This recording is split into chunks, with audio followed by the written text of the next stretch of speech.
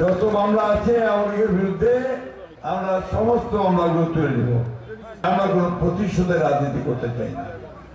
আওয়ামী লীগ যেভাবে মামলা করতে আমরা সে মামলা করতে চাই না। সম্প্রতি রাজনৈতিক অঙ্গনে নতুন করে আলোচনার জন্ম দিয়েছে বিএনপির মহাসচিব মির্জা ফখরুল ইসলাম আলমগীরের একটি বক্তব্য। বিভিন্ন সূত্রে দাবি করা হচ্ছে, তিনি বলেছেন, আওয়ামী লীগ ফিরে না আসলে আমি পদত্যাগ করব।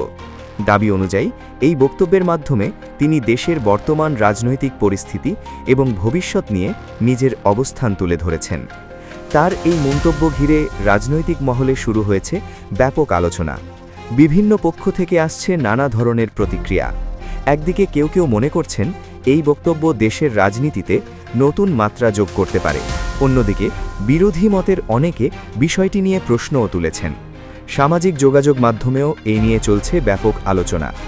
রাজনৈতিক বিশ্লেষকদের মতে দেশের বর্তমান পরিস্থিতিতে বড় রাজনৈতিক দলগুলোর অবস্থান এবং তাদের নেতাদের বক্তব্য জনগণের মধ্যে বিশেষ গুরুত্ব বহন করে।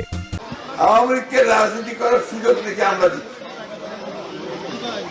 এই কথাটা সঠিক হয় নাই পক্ষে।